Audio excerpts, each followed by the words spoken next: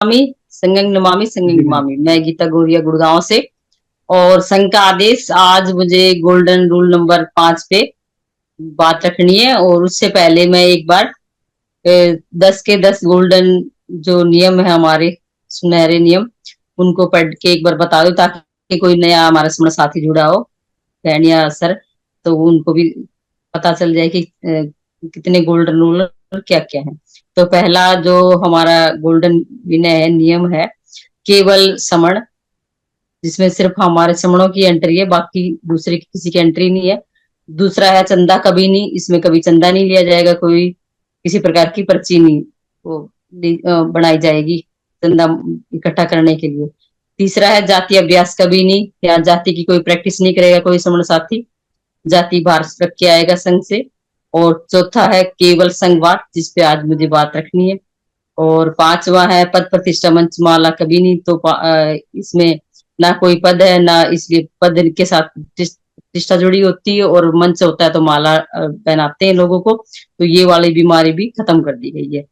और छठा है पंजीकरण कभी नहीं, तो पंजीकरण होता है निजी चीजों का, इसका खुद की होती है, तो इसलिए संघ का कभी पंजीकरण नहीं होगा। और सातवां है संघ आदि से सबसे ऊपर जो संघ आदेश करेगा वो सबसे वो बात मान्य होगी सभी को। और आठवां है संघ राजनीति में कभी नहीं जाएगा, यानी कि संघ पॉलिटिक्स में नहीं जाएगा, अपनी पार्टी नहीं बनाएगा। संघ का कोई व्यक्ति, कोई बहन या सर अगर संघ पॉलिटिक्स में जाना चाहे तो खुशी खुशी जा सकता है और जाना भी चाहिए, ये भी एक हमारा इम्पोर्टेंट हिस्सा है। और संघ घात तक की वापसी संघ में कभी नहीं, जो संघ को घात पहुंचाएगा, जो संघ को नुकसान करेगा तोड़ेगा, उसकी वापसी कभी नहीं होगी।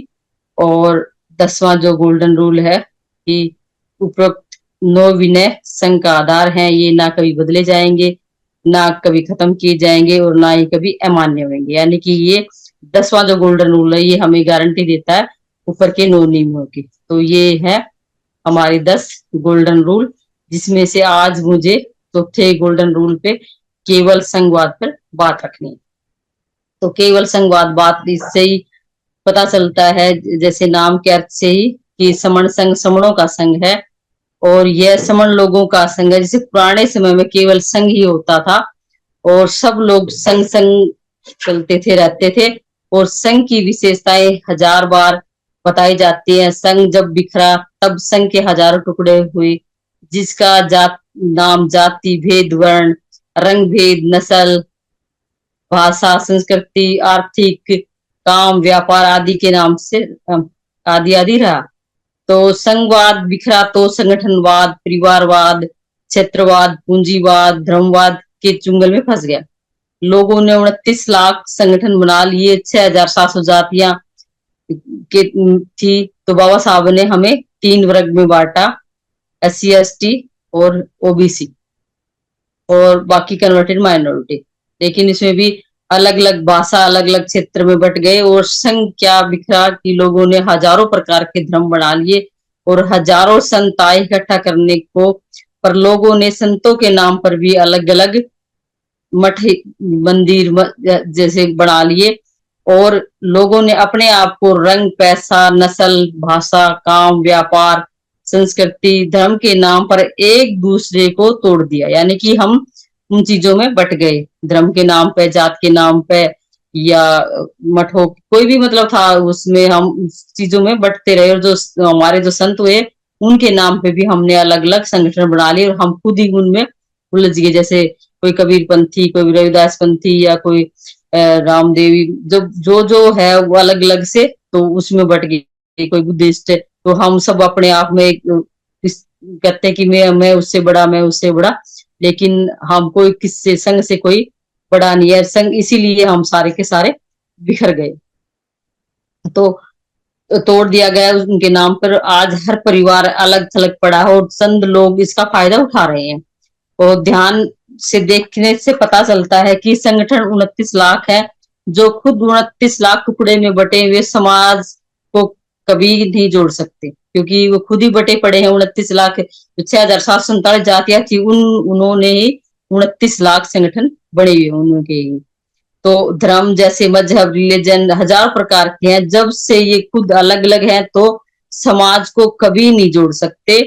और ये जब ये जातियां ही एक दूसरे की दुश्मन है तो इसमें दोस्ती होने की संभावना नहीं है। यानी कि जातियों में मैं तेरे से ऊपर, तू मेरे से ऊपर, मतलब मैं सुपीरियर, वो उससे सुपीरियर। तो इस तरह से हम इन जातियों की वजह से भी बटे हुए हैं। और जातियां एक दूसरे की, जो हमारा जो मेन विनाश का कारण है वो जाति है। जबकि संघ में हमें जाति का अभ्यास नहीं करना।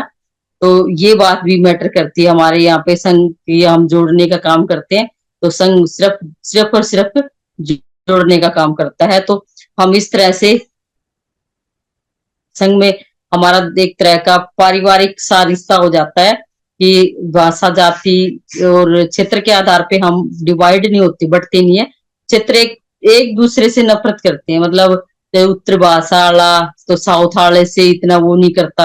मतलब हम एक दूसरे से, हम उनकी भाषा का भी वो आदर नहीं करते, ना उनका पहनावा उड़ावा का। मतलब हम अपने आप की चीजों का ही सर्वश्रेष्ठ मानते हैं। चाहे कोई किसी भी क्षेत्र से हो, किसी भी भाषा का हो, वो सोचता है कि मेरी भाषा, मेरा ही जो रहन सहन, पहनावा सब बेस्ट है, बाकी सबका बेकार है। तो संघ में ये सब चीजें भी नहीं है। तो सभी इस चीज का भी संगठन का फायदा उठाते हैं और चंदा वसूलते हैं, पर आपस में इकट्ठा नहीं होते। वो सिर्फ आपस में इकट्ठा होने की बातें करते हैं, लेकिन होते नहीं है। तो इससे भी चंद लोगों को ही फायदा होता है कि वो जो चंदा वसूलते हैं। और आप वो क्या कहते हैं कि दुनिया में जितने भी जो लोग कामयाब हुए हैं, उनकी कामयाबी का कारण अगर हम खोजें तो संघ ही उनका कामयाबी का कारण है। क्योंकि संघ हमेशा जीतता है और संगठन हमेशा हारता है। ये हर संगठन का तो डेफिनेशन ये है कि संग संग रह के ठंडा। मतलब जैसे घर में रहते हैं ना आपस में, सारा दिन अगर हम दौरान जेठानी सास ननद रहते हैं तो किसी न किसी बात पे हमारी अनबन हो जाती है, ना चाहते हुए भी। तो संगठन का यही हाल है कि साथ साथ रह के उनकी ठंडा, जैसे शीत युद्ध होता है ऐसे। तो जिन्होंने पुरातन संघ, बुद्ध के भिक्खु संघ या फिर बुद्ध के विनय पिटक से जानकारी लिए फिर अपना जो संघ बनाया है, उस पर अडिग रहे हैं, उस पर चले और आज हर चीज के मालिक है, जिन्होंने जो राज कर रहे हैं। और संघ के में कमाल की शक्ति होती है। इसलिए बुद्ध ने कहा कि संघे शक्ति युगे युगे। यानी कि इसका अर्थ है कि जोड़ना, योग योग माने जोड़ना, कि अगर हम जुड़ेंगे तो जीतेंगे। तो उन्होंने एक ही बात कहा, इसका सीधा अर्थ होगा कि जुड़ेंगे जोड़ेंगे से ही संघ में शक्ति आती है। एक दूसरे के साथ हम रहेंगे तभी हम जीत सकते हैं। तो समण संघ के लिए सेवा देने के एक ही शर्त है, शर्त बहुत साधारण सी है कि आप समण होने चाहिए। मतलब आप जन्मजात समण होने चाहिए, जन्म से, मूल से। और जो लोग मूल जन्म से समण है वे इसके सदस्य अपने आप ही है। हमें कोई रजिस्ट्रेशन कराने की जरूरत नहीं है, हम अपने आप ही जन्मजात सदस्य हैं। यदि आप समण है और बाद में अपने किसी समण संत की विचारधारा से अपना नाम लिखवा लिया, या अपना नाम किसी धर्म, मजहब, भाषा, क्षेत्र में लिखवा लिया, तब भी आप इस समण संघ के सदस्य रहेंगे। आप अगर मान लो किसी और जो हमारे रहबर रहे हैं, हमारे समाज सुधार रहे हैं, उसमें अगर आपने कहीं पे भी किसी भी संगठन में या किसी उसमें नाम आपने अगर लिखवा रखे है, तब भी कोई बात नहीं, फिर भी आप समण संघ के सदस्य ऑटोमेटिक ही है, जन्मजात ही। आप क्या खाते हैं, क्या पहनते हैं, क्या कौन सी भाषा बोलते हैं, किस क्षेत्र में रहते हैं, किस धर्म का इस्तेमाल करते हैं, ये बात की बात है। सबसे पहले है कि आप जन्म से मूल समन होने चाहिए। मतलब आप जो, जिसे हम पहले मूल निवासी कहते थे, कि वो अब पता चला है कि हम मूल निवासी तो हैं, लेकिन उससे पहले हम यहाँ के समण है। मतलब सब एक विचारधारा के लोग हैं।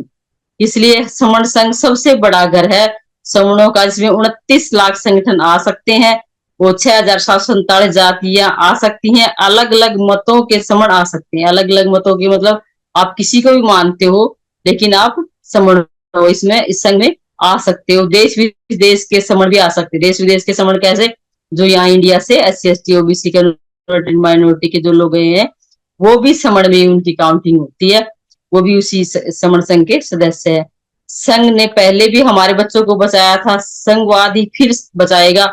और दुनिया ने संघवाद को ही अपनाया है। मतलब संघ जहाँ पे है, जैसे तो वो ही बच पाए हैं। चाहे हम जानवरों से ले लें, चाहे किसी भी उससे ले लें, जो संघ में रहते हैं वही जीतते हैं।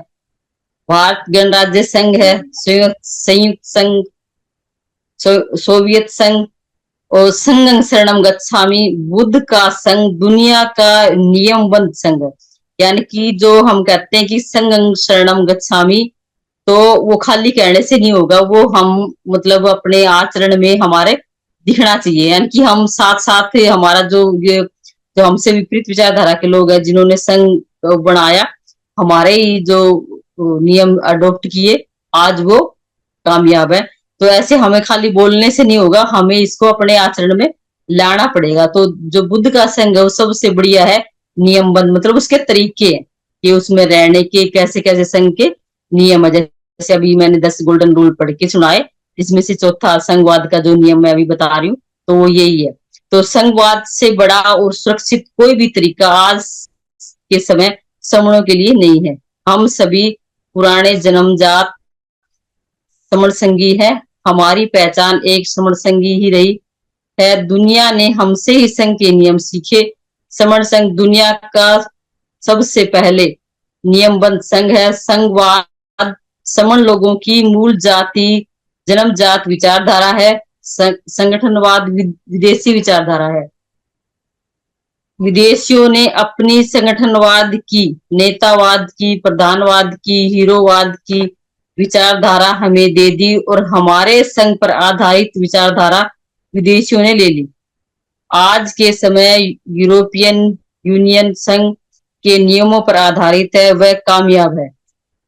संयुक्त संघ जब तक था उसकी तूती बोलती थी। संयुक्त संघ तो तोड़ा गया तो संघ में संकट संकट मतलब खतरा।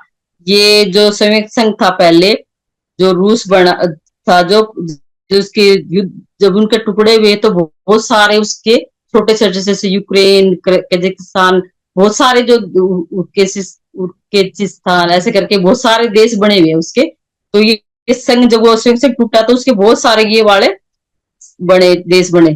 तो ऐसे ही ये है हमारे, जब संघ टूटा तो हम संगठनों में बट गए और हम पे संकट बोलने में खतरा आ गया। यानी कि और भारत के अंदर अल्पसंख्यक लोग संघ बनाकर कामयाब हो गए और बहुसंख्यक लोग 29 लाख संगठन बनाकर तबाह हो गए।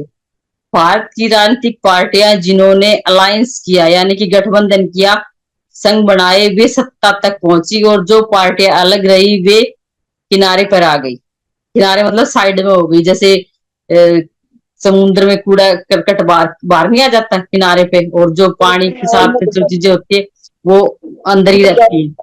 और दुनिया में जिन भी लोगों ने संघवाद का नियम अपनाया उनके सभी दुख दर्द खत्म हो गए। जिन लोगों ने संगठनवाद, परिवारवाद, राजावाद अपनाया उनके दुख बढ़ गए। संघवाद ही हमारे दुखों से मुक्ति का रास्ता है। इसलिए 3 उदाहरण देखिए। पहला, भारत की आजादी के लिए बाद में हिंदू, मुस्लिम, सिख, ईसाई आपस में हम भाई भाई का संघ बना और अंग्रेजों को भारत छोड़कर भागना पड़ा। और दूसरा, 2 अप्रैल 2018 को जो SC/ST एक्ट को खत्म करने का विरोध में 4 घंटे का अस्थायी संघ बना और लोग अपने अपने संगठन छोड़कर अस्थायी प्राकृतिक संघ में इकट्ठा हुए और सरकार को अस्थायी संघ की बात माननी पड़ी। और तीसरा, किसानों के विरुद्ध में 3 काले कानून आए। किसानों के 32 संगठनों ने अलग अलग विरोध किया, पर सरकार ने 32 अलग अलग संगठनों की बात नहीं मानी। पर जैसे ही 32 संगठनों ने किसानों का संघ बना, वैसे ही सरकार ने उनकी बात मान ली। जैसे ही 32 संगठनों का एक संघ बना तो सरकार ने उनकी बात मान ली। और इससे यह सिद्ध होता कि संगठन सरकार से अपनी बात नहीं मनवा सकते, लेकिन संघ की बात सरकार संघ के घर जाकर मानती है। यानी कि संघ के पास गई सरकार और कहा कि भाई हाँ, तुम्हारे हम तीनों काले कानून वापस लेते हैं और तुम अब जैसे तुम्हारी पहले थी एज इट इज, वो भूमि या जमीन तुम्हारी एज इट इज रहेगी। और ऐसे SC/ST एक्ट में सिर्फ हम 4 घंटे इकट्ठे हुए और उन्होंने उसी दिन ऐलान कर दिया कि आपका जो SC/ST एक्ट है वो एज इट इज रहेगा। तो ये सारे के सारे वो सब चीजें हैं जो हमने अपनी आंखों से देखी है, 2 अप्रैल वाली और किसानों वाली। तो और आजादी वाली हमने नहीं देखी, सिर्फ हमने पढ़ी है। तो यही है इसका निकल के आया निष्कर्ष कि जब तक हम संघ में नहीं आएंगे तब तक हमारा कल्याण नहीं होएगा, और संघ से ही हमारे बच्चों का भविष्य, हमारी माता बहनों का जो सुरक्षा है, वो रोजगार, सबके सब हमारे संघ से ही जुड़े हुए हैं। संघ ही हमारी, वो लोग कहते हैं कि राजनीतिक ताला चाबी है, लेकिन राजनीतिक ताला चाबी ना हो गया, अब हमें भी समझ आया है कि अब ताला चाबी है हमारा संघ। संघ जब हमारा बनेगा तो सबकी सब चीजें हमारी होगी, हम हर चीज न्यू सिरे से, नए सिरे से लागू कर सकते हैं। सिर्फ मुझे इतना ही कहना था, और अगर मुझसे कुछ गलती हुई हो तो मैं असंग से माफी चाहूंगी, संग नमामि। और एक संकट, मुझसे बोलने में दिक्कत हो रही थी, कई बार ऐसा होता है कि वर्ड नहीं निकलता मुंह से, तो उसके लिए भी मैं माफी चाहूंगी। अब तो मुझे बहुत बोलने बहुत की